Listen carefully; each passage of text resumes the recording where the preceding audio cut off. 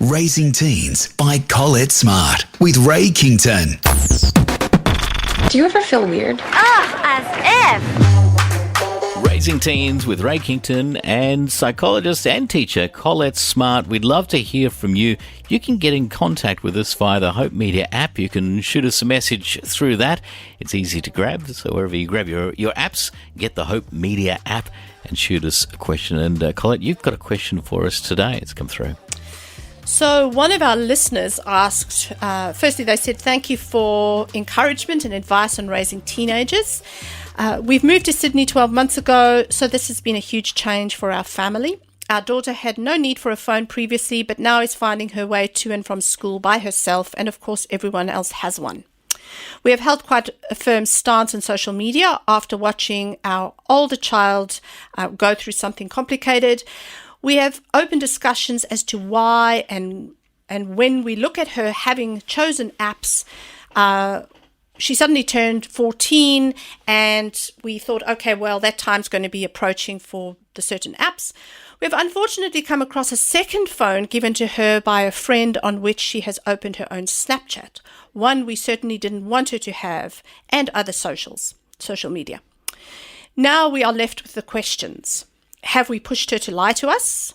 She has been living separate lives with clear anxiety on covering this up. Should we have just let her have the social media against our better judgment? I feel like we've made the situation worse. Where do we go from here? I feel shattered. Melanie. Melanie, thank you so much for your message. And it's a tough one. It seems to me that kids will do things like that. I mean, I had a friend who was not allowed to date when he was in school, so he used to go and use the public phone to call girls, down the road. I had a friend who wasn't allowed to wear makeup, and so we used to have mufti days. She used to bring use everybody else's makeup in the bathroom and take it off before she went home on the bus. So I know. Where there's a will, there's a way. Yep.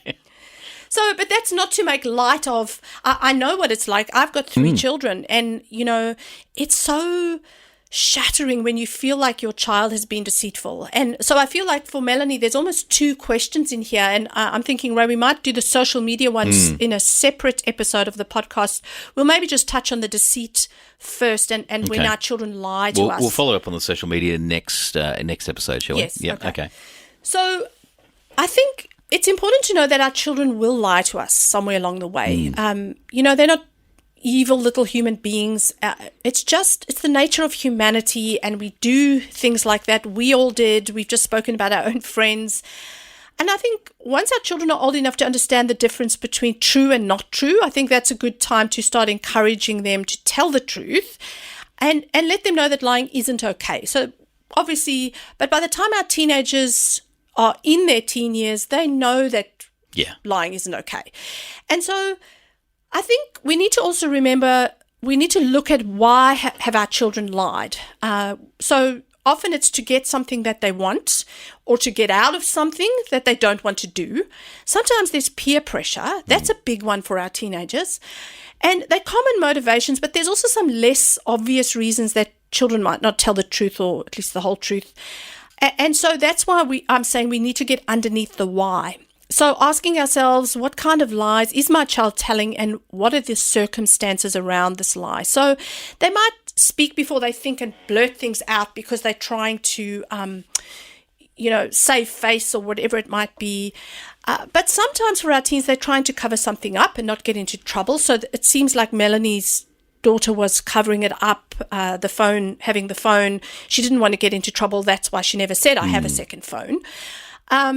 Sometimes it's to enhance their self-esteem or gain approval. So I'm wondering if for Melanie's daughter, she was looking at all these peers and they all had phones and she was a teenager and she felt like others would see her as a baby, not mature enough to have a phone, particularly social media, because to fit in with your peers is a big reason why our teens lie. And so it doesn't excuse it, but it's knowing that sometimes the peer pressure is so huge for them, they'd rather face the music with us than face the consequences with their peers. Yeah. And so you're almost safer in a way. And that can sometimes be hard to swallow, but that is. And sometimes our kids will just do it because, they will say, well, everybody does it. Haven't we all said that line to our parents? Everybody's doing it. It's just because they want to get something they want. Sometimes our teenagers also lie to us to avoid hurting our feelings because they know that we might be hurt, and they also don't want to disappoint us. Yeah. They don't want us to be disappointed, and so they don't think ahead that the lie is even more disappointing. They don't realize that at that stage.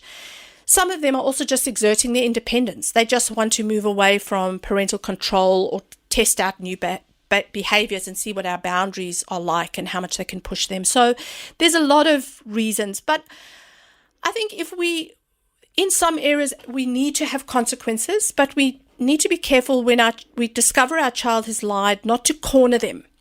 Not to label your child a liar, because your children will sometimes think, oh, well, my parents think I'm a liar, so I may as well just carry on doing that. That's who they see me as. Let them know that if they tell the truth, you can reduce the consequences. I think especially this is for the early times of lying, or if you realize that there's other pressures and pain there, help them work through that before we just come down on the lies. But you might even try a light-hearted approach that gives them grace. So saying something like, it sounds like a bit of a tall tale, or I don't think you've told me the whole story. Can you just start again and add a few more details? I think you're missing some things out there. Or even you could say, you're usually very honest with me. I'm trying to understand what happened last night, and I feel like you're not telling me the whole truth. Give them outs so they can come clean. Give them opportunities for truth checks. Dr. Brady, a psychologist, talks about truth checks, and she says, give your child time. So say to them, I don't feel like this is the whole truth. I'm going to walk away and give you 10 minutes. And when I come back, we can talk about it again. And then I'd like you to tell me a bit more about, everything that happened, or, more of the truth. And so it just gives them opportunities to think. Sometimes more serious repeated behaviors do need consequences. So I had a client whose child had their P's, and they said they were just driving to Parramatta, and the parent discovered they drove to Newcastle for a party. Whoa. So that child, the natural consequence is, well, you didn't show me the responsibility of using the car, so you have now lost the car for a week, month. It's got to be reasonable, but set in line with the consequence. Yeah. If your children sneak their iPad or their phone into their rooms and it's a no-go zone, you say, well, I'm sorry, now tomorrow night you go to bed earlier because you've messed up with your sleep, or this is a repeated offence. I'm sorry, now you don't have your phone for the next 3 nights. Sometimes it might be that the iPad or the phone needs to come away for a little bit because they need to earn the privilege of using that.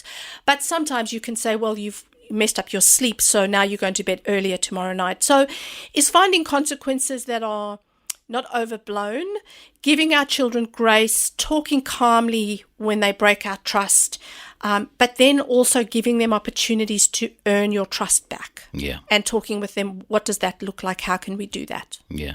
And most importantly, we have to be able to take the device away. It's one of the few tools we've got left.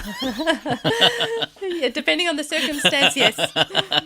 All right, good to talk to you. And, of course, we'll follow up on the social media and teens in the next episode. But certainly, if you've got a question, we'd love to hear from you, and you can get in contact via the Hope Media app. This has been Racing Teens.